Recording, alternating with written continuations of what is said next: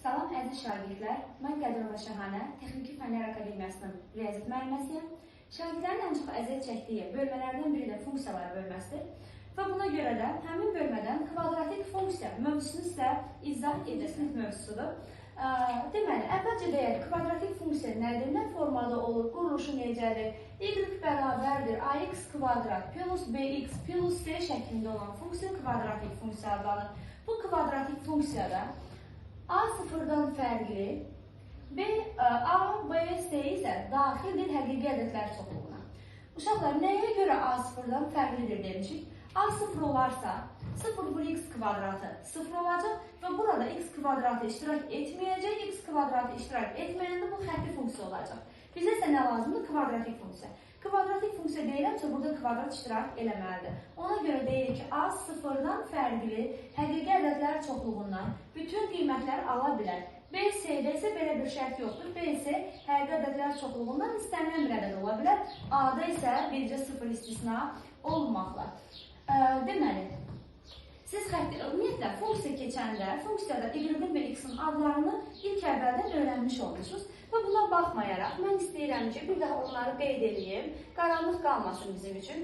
X-in adları nədir? Çünki adlar vacibdir. Məsələn, onun yanında sizə daha çox, məsələn, orada x deyə deməyəcək. Adla absis oxu, məsələn, ordinant oxu, bu şəkildə. X-in adları nələrdir? Deməli, sərbəst dəyişən. Nəyə görə sərbəst dəyişəndir? X sərbəstdir. X istənilən qiymət ala bilər. Ona görə x-a deyirik sərbəst dəyişəndir. X sərbəst dəyişən, x absis oxu. Həmin absis oxuna siz o x oxu da deyə bilərsiniz. O x oxu və yaxud absis oxu. Bir də argument. Deməli, bəs y nədir? Y-in adları. X sərbəst dəyişəndir dedik. X-in qiymətinə görə y dəyişir. Deməli, y x-dən asılıdır. Y-in adları aslı dəyişən, x-dən asılı olduğuna görə aslı dəyişən, ordinat oxu. Ordinat oxuna eyni zamanda OY oxu da deyirik. OY oxu ordinat, OX oxu absis oxudur. Və yaxud funksiya, biz bilirik ki, funksiyanı daha çox y-lə işarə edirik və bunu bəzi vəsaitlərdə siz fx-də görəcəksiniz. Yəni, artıq funksiyaları keçəndə görəcəksiniz, testlərdə y-in yeni fx-də yazıla bilər. Yəni, bu eyni bir şeydir, problem yoxdur burada. Bunlar aydındırsa, biz keçək görək, bu kvadratik funksiyanın qrafiki nədir və necə qurulur? Uşaqlar, kvadratik funksiyanın qrafiki paraboladır. Parabola. Bəs bu parabola necə qurulur? Bunun qurulmasından danışaq. Parabola. Deməli, etap hər birini qeyd edəcəm sizə. Sonra başqa bir nümunə üzərində göstərəcəm və onun qrafikini quracam. Birincisi, biraz buradan eləyək, yerimiz geniş olsun. Birincisi, baxırıq ki, A sıfırdan böyükdürmü, yoxsa A sıfırdan kiçikdirmü? A sıfırdan böyük olanda parabolanın qolları yuxarı olur. Desəz ki, mənim bu nə deməkdir? Qollar yuxarı, qollar aşağı. Gəlin bunun üçün ixtiyari bir təsəvvür yaradım hələ sizdə. O x oxu, o y oxu. Deməli, parabola bu şəkildə olur. Qollar yuxarı, A sıfırdan böyük. Yazdım bura, A sıfırdan böyük. Qollar aşağı, A sıfırdan kiçik. Yəni, mənfi tərəfə, A sıfırdan kiçik. Qollar yuxarı və qollar aşağı bu deməkdir. Yazırıq bura. Qollar yuxarı. Qollar aşağı. Bu qurduğum qrafik isə uşaqlar, y bərabərdir ax kvadratının grafikidir. Nəyə görə? Görürsünüz, qrafik koordinat başlanğıcından, yəni 0-0 nöqtəsindən keçir. X-ə 0 verəndə y da 0 olur. Ona görə burada BC iştirak eləməyin. İndi bunu hələ ixtiyari bir təsəvvür yaratdım sizdə. İkincisi, deməli, dedik A sıfırdan böyük, A sıfırdan kiçik. Sonra, həmin o kvadratik funksiyanın o x oxunu hansı nöqtədə kəsir? O y oxunu hansı nöqtədə kəsir? Birinci buna diqqət edəcəksiniz. Bu istənilən funksiyada belədir. Funksiyanın lap əvvəlindən, xətti funksiyalardan belə keçəndə öyrənmişsiniz əslində. O x oxunu kəsən nöqtə, yəni parabola ilə o x oxu hansı nöqtədə kəsişir? O x oxunu kəsən nöqtə deyəndə y-a 0 veririk. Kəsən nöqtə deyəndə y-a 0 veririk. Bu zaman kvadratik tənlik alınacaq. Kvadratik tənliyin köklərini tapacaqsınız. Ya viyyətlə, ya diskriminantla fərq eləmir. Deməli, məsələn, bax bu şəkildə ax kvadrat plus bx plus c bərabərdir y deyilmi? Y-in yerinə 0 yazıram, köklərini tapmış oluram. Bu OX oxunu kəsən nöqtədir. Bəs OY oxunu, yəni parabola OY oxu ilə hansı nöqtədə kəsişir? OY oxunu kəsən nöqtə deyəndə biz deməli x-a 0 veririk. Bir-birinin əksi və belə deyək. OX oxu deyəndə y-a 0 veririk, OY oxu deyəndə x-a 0 veririk. Və buna diqqət edin. X-a 0 verəndə, baxın, ax kvadrat plus bx plus c deyilmi? Gəlin x-a 0 verək. 0 vuraq a, 0, üstə gəl, 0 vur b, 0 plus c. Bu oldu c-yə. Deməli, y-i kəsən nöqtə hər zaman olacaq c.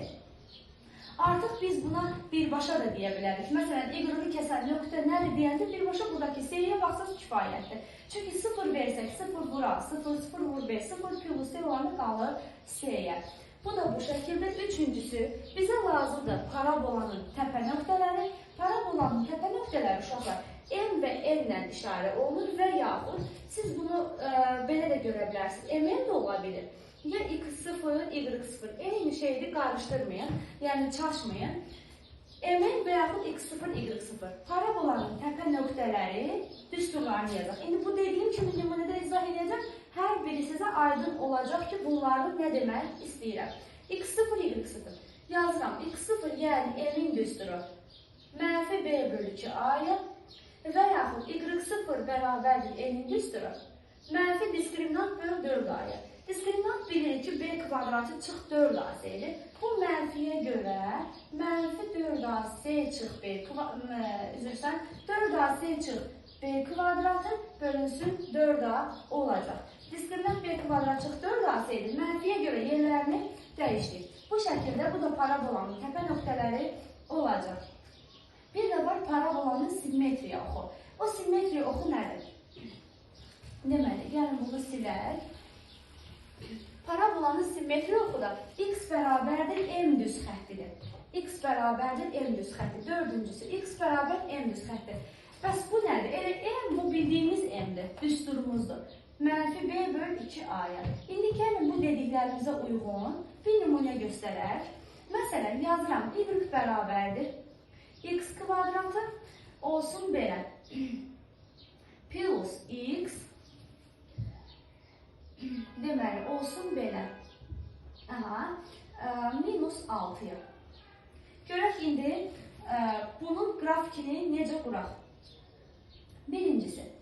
Baxın uşaqlar, x kvadratı plus x minus 6 kvadratik funksiyadır. Grafikini qurmağa çalışırıq. Əvvəlcə baxırıq.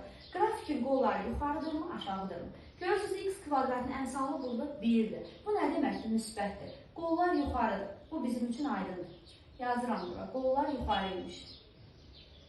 Bunu bildik. Bəs bizə nə lazımdır? İkincisi, x oxunu kəsən nöqtə, y oxunu kəsən nöqtə. O x oxunu kəsən nöqtəni tapmaq üçün axı biz y-a 0 verirdik. Gəl y-a 0 verək və bunu hissə-hissə quraq. Y-a 0 verəndə x kvadrat plus x minus 6 bərabər 0 olacaq. Gördüyünüz kimi çevrilmiş kvadrat tənlikdə çevrilmiş kvadrat tənliyə viyyət yerimi tətbiq edəcək. x1 vur x2 mənfi 6. x1 üstə gəl x2 isə mənfi 1-dir. Bunlar hansı ədədlərdir? Deməli, 2 və 3 olsa, görək hansı mənfidir? Toplaması mənfidirsə, deməli, böyüyün işarəsi mənfidir. Hasildə mənfi 6-dır, həqiqətən də ödəyir. Artıq bunu siz kvadratik tənlik mövzusundan bilirsiniz. O hissəni tam izah eləmirəm. O x oxunu kəsən nöqtəni tapdıq. Üçüncüsü, bəs o y oxunu kəsən nöqtəni necə tapaq? O y oxunu kəsən nöqtəni tapmaq üçün dedik ki, x-a 0 veririk. Bəs x-a 0 versək, indi baxın, 0-ın kvadratı 0, plus 0 çıx 6. Olurmu elə mənfi 6? Elə birbaşa y-i kəsən nöqtə buradakı s olacaq. Lap yazsaq, 0 üstə gəl, 0 çıx 6. Oldu mənfi 6. Deməli, y-i də mənfi 6-da kəsir. Bunu da bildik. İndi gəlin belə eləyək. Qoy hər birini hissə tapaq, sonra digər tərəfdə qurarıq. 3. Dördüncüsü. Demişdik nə? Təpə nöqtəsinin koordinatları. Təpə nöqtəsi MN və yaxud dedik x0, y0 artıq m-in yazdım. Siz bunu daha özünüzdə qarışdırmayın. M bərabərdir. Mənfi b bölü 2 a-ya bərabərdir. Mənfi b. B nədir? X-in əmsalı 1-dir. Bu olacaq mənfi 1 bölü 2. Oldu mənfi 2-də 1. M-i tapdıq. M bərabərdir. 4ac çıx b kvadrat bölü 4a-ya. Bərabər. Yerinə qoyuram. 4 vur a 1-dir. C-də mənfi 6-dır. Minus b kvadratı 1 bölü 4-ə. Elədim mənfi 24 çıx 1 bölü 4. Mənfi 25 yazıram. M bərabərdir. Mənfi 4-də 25. Bu şəkildə. Bizə bunun tam hissəsini bilsə kifayət olur. Kəsirdə çevirə bilərsiniz. Şimdi tam hissəyə çevirirəm. Qarışıq ələdə yəni. Mənfi 6,4-də 1 ya da mənfi 6,25. Təpə nöqtələrini tapmış olduqmu bəli. İndi gəlin bu hissəni silirəm və başlayaq həmin xassələrə görə funksiyanın qrafikini quraq.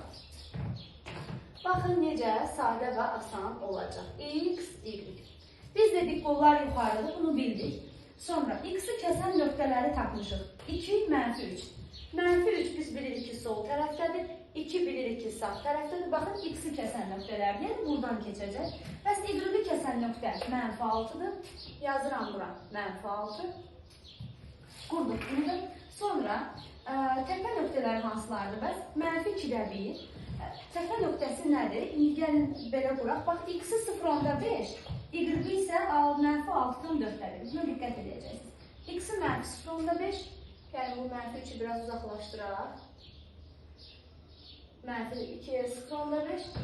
Sonra y-i isə mənfi 6,4-1. Mənfi 6,4-1, haradasa burada. Mənfi 6,4-1. Bu da oldu bizim təpə nöqtəmiz. Yəni, parabolanın təpəsi buradan keçəcək. İndi baxın, gəlin başlayaq bunun qrafikini qurmağa. Hər birini qeyd etmişikmi? Baxın, uşaqlar, həm buradan keçməlidir. Buna diqqət edin. Həm bunlardan keçməlidir. Parabolanın təpəsi burada olmalıdır. Və y-i də mənfi 6-da kəsməlidir. İndi baxın. Görürsünüz. Qollar yuxarı çəkdir. Nəyə görə? Çünki A sıfırdan böyükdür. Qollar da yuxarı alındı. Ümid edirəm ki, hər bir şey aydındır. Çünki çətin bir şey deyil. Xassələrini bir-bir tapdıq. Yerinə yazıb qurduq. 2, mənfi 3, 0,5 bu m-dir. Yazıram bura m. Bu da olacaq n-in nöqtəsi. Yəni, parabolanın təpəsi. Baxın, parabolanın təpəsi buradır. Üzü aşağı olsa da buradır. Aydındırmı? Bunlar oldu parabolanın qurulması. Bəs parabolanın simmetri yoxu nə idi?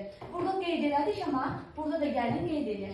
X bərabər m düz xətti ilə parabolanın simmetri yoxudur. Elə m-i tapmışıq da mənfi 2-də 1. Baxın, bərabərdir. Mənfi 2-də 1. Düzdürmü? Elə bunu tapmışıq. Gəlin bunu qeyd edək, simmetri yoxunu çəkək. Mənfi 2-də 1. Baxın, 0,5. Simmetri yoxu. Qırıq-qırıq çəkirəm. Bu deməkdir, ümumiyyətlə simmetriya nə idi? Həmin xəttə nəzər, hansı xətt çəkmişiksə, xəttə nəzərlə qatlayanda üst-üstə düşərlər. Baxın, bu xəttə nəzərlə parabolanın sağ və sol qolları bir-birinə nədir? Simmetrikdir. Ona görə deyirik ki, x bərabərdir m düz xətti. Yəni, parabolanın simmetriya oxudur. İndi təyin oblasti və qiymətlər çoxluğunu qeyd edək. Görək bunlar nədir? Biz bilirik ki, təyin oblasti x-in aldığı qiymətlərdir. Bəs qiymətlərin çoxluğu nədir? Qiymətlərin çoxluğu y-in aldığı qiymətlərdir. Yazıram bura. Təyin oblasti x-in aldığı qiymətlər və nə ilə işarə olunur? df ilə. Mənfi sonsuzluq, müsbət sonsuzluq. Nəyə görə? Baxın, y bərabərdir. ax kvadrat plus bx plus c şəklində olan funksiya kvadratik funksiyadır. Həmin kvadratik funksiyada kəsir yoxdur, kökaltı yoxdur. Deyək ki, məsələn, kəsir olsa, deyərdik ki, məxrəc sıfır olmasın, x-a bir məhdudiyyətlər qoyardıq. Kök olsaydı, deyərdik ki, kökün altında cüt dərəcədən mənfi olmaz. Burada da bir məhdudiyyət olardı. Amma x üçün burada heç bir məhdudiyyət yoxdur. Ona görə biz deyirik ki, təyin oblasti bütün qiymətlər, yəni bütün həqiqi ədədlər çoxluğunda ödənir. Mənfi sonsuzluq, müsbət sonsuzluq. Bəs y-in aldığı nədir? Y-in aldığı YF ilə işarə olunur. Bu adlanır, bura yazaq, bu təyin oblasti. təyin oblastı, Y-in aldığı qiymətlər oblastı və yaxud qiymətlər çoxluğu yazıram bura. Bəs qiymətlər çoxluğu nəyə uyğun tapırıq? Qiymətlər çoxluğu. Deməli, Y0 nöqtəsinə görə Y0 nə idi? Bizdə N idi, təpə nöqtəsi. Baxın, burada artıq iki dənə şərtimiz olacaq. A0-dan böyük və A0-dan kiçik hallara baxacaqsınız. Əgər A0-dan böyük olarsa, Y-in aldığı qiymətlər N müsbət sonsuz olacaq. Bəs bu N nədir burada? Y0-dır və yaxud N-i yeni Y0-da görəcəksiniz. Kitabda oxusanız, amma heç bir problem yoxdur, eyni şeydir. Elə N bu düsturumuzdur. Baxın, yazıram bura. X0, daha doğrusu Y0 bərabərdir N, o da bərabərdir 4AC çıx B kvadrat böl 4A'ya. Elə bu düsturumuzdur. Aydın bu düsturdur ki, N və yaxud Y0. Düsturu tapırsınız, yerinə qoyursunuz, bir nümunə işləyəcəm. A0-dan kiçik olarsa isə mənfi sonsuzluq və N və yaxud mənfi sonsuzluq Y0. Bunu belə yazıb qarışdırmaq istəmirdim beyninizə, amma siz yadınızda saxlayın. N, Y0 eyni bir ifadədir. Deməli, gəlin buna bir nümunə yazıb və qiymətlər çoxluğunu tapaq. Məsələn, az öncə işlədik biz burada əslində həmin funksiyanın qiymətlər çoxluğunu tapaq. Yazıram, Y bərabərdir x kvadrat plus x minus 6. Düzdürmü? Bunun qiymətlər çoxluğunu tapaq. Əvvəlcə təyin oblastı. Təyin oblastı biz bilirik ki, DF-lə işarə olunur və təyin oblastı bilirik ki, mənfi sonsuzluq, müsbət sonsuzluqdur. Bəs qiymətlər çoxluğu nədir? Baxıram, A0-dan böyükdür? Bəli. Mən A0-dan böyük halda istifadə edəcəm. Mənə nə lazımdır? N müsbət sonsuzluq. Mənə N lazımdır. N-i tapmaq lazımdır burada. Tapaq. N bərabərdir 4AC çıx B kvadrat böl 4A'ya. Əslində az öncə tapdıq. Ev yoxdur, yenidən yazaq. A 1'dir, C mənfi 6'dır. Mənfi 1 vur, daha doğrusu 1 vur mənfi 6. Eləyəcək mənfi 24, 4'ü də vuranda. Minus B kvadratı, 1'in kvadratı 1 böl 4'ə. Mənfi 25 böl 4. Yəni, mənfi 4'də 25, bu da olacaq mənfi 6 tam %25. Mənfi 6 tam %25. Deməli, qiymətlər çoxluğumuz nə olacaq? M müsbət sonsuzluq. N-i nə tapmışıq? Mənfi 6 tam %25. Yəni, mənfi 6 tam %25 müsbət sonsuzluğa. A0-dan böyükdür halbuki qiymətlər çoxluğumuz bu şəkildə ödənəcək. Tutaq ki, zənn eləyək ki, A0-dan kiçikdir. A0-dan kiçikdirsə, mənfi sonsuzluq 6 tam %25 olacaq. Aydındırmı? Sadəcə yerinə yazırıq. Çətin bir şey yoxdur. Bu təyin oblastı qiymətlər çoxluğu. Bir də var kvadratik funksiyanın artma və azalma aralıqları. Bəs bunlar nədir? Və bunları da qeyd edək. Artma və azalma aralıqları. Biz qiymətlər çoxluğunda n-dan istifadə elədik. Artma və azalma aralıqlarında m-dan istifadə edəcək. Parabolanın təpə nöqtələridir. Bunlar yenə qeyd edirəm. Ax kvadrat bx plus c. Deməli, məsələn, burada da şərt daxilinə baxacaqsınız. A0-dan böyükdürsə, artma aralığı nə olacaq? M-i alırmı? Bəli. M müsbət sonsuzluq olacaq artma, yəni artan aralıq. Bəs A0-dan böyük olanda azalma nədə olacaq? Mənfi sonsuzluq N-də də olacaq azalma aralığı. Azalma aralığı. Və eyni zamanda A0-dan kiçik olarsa artma, azalma aralığı necə olacaq? Bəs desəniz ki, bu M nədir? Yenə deyirəm. M az öncə izah elədiyim və yaxud X0 fərq eləmir. X0 görəcəksiniz yəqin ki. Yeni kitablarda adətən belədir. X0. X0 bərabərdir M, o da bərabər mənfi B bölü 2A ilə gördüyünüz bu düsturu tapırsınız, yerinə yazırsınız, çətin bir şey yoxdur. A0-dan kiçik olarsa, bunun tərsidir sanki. Bəs bu niyə görə belədir? İndi izah eləyəcəm sizə. Baxın, A0-dan kiçik olanda mənfi sonsuzluq M-də. Məsələn, az öncə azalırdı, düzdür, amma burada artacaq. Artır. M müsbət sonsuzluqda isə nə olacaq? Azalacaq. Bir-birinin tərsidir. Baxın, məsələn, qururam hər hansı bir kvadratik funksiya, koordinat başlanğıcından keçən olsunlar, qurdum bu şəkildə. A0-dan böyükdür, çünki qollar nədir? Yuxarıdır. A0-dan böyükdür. M müsbət sonsuzluq. Parabolanın təpə nöqtəsi buradadır, düzdürmü? İndi mən koordinat başlanğıcından çəkmişəm. Gəl bunu biraz belə çəkək, gözümüz görsün də onu təmiz. Olsun laf bu şəkildə. Parabolanın təpə nöqtəsi buradır, düzdür? Bunun M də buradır. Mənə nə lazımdır? Artma aralığı. M müsbət sonsuzluq. Baxın, bu getdikcə artır bu şəkildə. Ona görə M müsbət sonsuzluqda artır, amma mənfi sonsuzluq M-də isə getdikcə aşağı düşür. Bu nədir? Azalır. Amma əksinə A sıfırdan kiçik olanda necə olacaq indi? Baxın, A sıfırdan kiçik olanda. Bilirik ki, qollar nədir? Aşağıdır. İxtiyari bir qrafik çizirəm. A sıfırdan kiçik olanda. Biz bilirik ki, bura M-dir, digəri isə N-dir. M-i bura yazar, X-in üzərinə. Aha, mənfi sonsuzluq M-də artır. Baxın, uşaqlar, bu göyə qalxdıqca artır, qabardıqca artır. Mənfi sonsuzluqdan M-ə getdikcə artdı. M-dən müsbət sonsuzluğa isə nə olacaq? Azalacaq. Bunu bu şəkildə yadınızda saxlayın. Ona görə A sıfırdan böyük olanda bu aralıqda artır, bu aralıqda azalır. A sıfırdan kiçik olanda mənfi sonsuzluq M-də artır, M müsbət sonsuzluqda azalır. Sanki bunun əksidir. Bir də nəyi qeyd edəcəm sizə? Siz kvadratik tənlik keçəndə bilirsiniz ki, kvadratik tənliyin nə zaman iki müxtəlif həqiqi kökü var, nə zaman kökü yoxdur, nə zaman iki bərabər kökü vardır. Keçmişdir. Birinci hal diskriminant sıfırdan böyük olanda, ikinci hal diskriminant sıfıra bərabər olanda, üçüncü hal diskriminant sıfırdan kiçik olanda. Bu nə deməkdir? Diskriminant sıfırdan böyük olanda biz kvadratik tənlik keçəndə demişdik ki, iki müxtəlif həqiqi kökü var. Eyni zamanda, baxın, həmin şərtlərdən götürülür. Belə yadınızda saxlayın. Diskriminant sıfırdan böyük olanda kvadratik funksiya x oxunu iki nöqtədə kəsir. Baxın, iki nöqtədə x1, x2. Elə necə ki, biz deyirik iki müxtəlif həqiqi kökü var. Bax, həmin o iki müxtəlif həqiqi kökdür ki, gəlib x1, x2-ni kəsir. Yəni, x oxunu x1 və x2-də kəsir. Bəs diskriminant sıfıra bərabər olanda nə baş verir? Diskriminant sıfıra bərabər olanda biz demişdik ki, kvadrat tənin iki bərabər, yəni bir kökü var. Yəni, x1, x2-yə bərabər olacaq. Bu bir kök deməkdir. Yəni, x oxuna toxunacaq bir nöqtədə. Məsələn, mən burada çəkirəm, indi fərq eləmir. Solda da çəkə bilərsiniz. Tutaq ki, burada çəkdim. Baxın, x oxunu bircə nöqtədə kəsdim. İndi mən mənfi tərəfdən. Məsələn, buradan da çəksəm, yenə. Görürsünüz, x oxunu bircə nöqtədə toxunub keçir.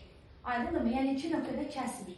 Bu diskriminant sıfıra bərabər olarsa. Bəs diskriminant sıfırdan kiçik olanda nə demişdik? Həqiqi kökü yoxdur. Necə ki, həqiqi kökü yoxdur? Burada da x oxunu kəsməyəcək. Yəni, məsələn deyirəm, baxın, parabolanın təpə nöqtələrini qurmuş oluruq, buradan keçəcək bu şəkildə. Və görürsünüz, x oxunu kəsmir, x oxu ilə heç bir əlaqəsi yoxdur. Və yaxud, məsələn, qollar aşağı halı deyəcəm, indi sizə bir dən belə göstərək. Yenə baxın, bu burada M, bu burada N olacaq. Yenə görürsünüz, həmin parabola x oxu ilə heç bir əlaqəsi yoxdur. Kəsmir parabolanı. Bu olacaq nə? Diskriminant sıfırdan kiçik. Məsələn, belə, bu halda və yaxud birin qollar aşağı çəkəcəm bu halda. X oxunu kəsmirsə, diskriminant sıfırdan kiçikdir. Bu şərtlərdə siz toplu testlərdə, demin toplu testlərində həll edəndə görəcəksiniz, var məsələlər. Məsələn, kvadratik bir funksiya verir, deyir ki, nə zaman bu absis oxunu iki nöqtədə kəsəcək? Onda diskriminant sıfırdan böyük yazıb həll edəcəksiniz. Çətin bir şey yoxdur. Məsələn, gəl bunların biri üçün bir nümunə göstərək. Elə diskriminant sıfırdan böyük olanı üçün göstərək. Tutaq ki, y bərabərdir x kvadrat. Y bərabərdir x kvadrat olsun belə. Plus ax minus 4.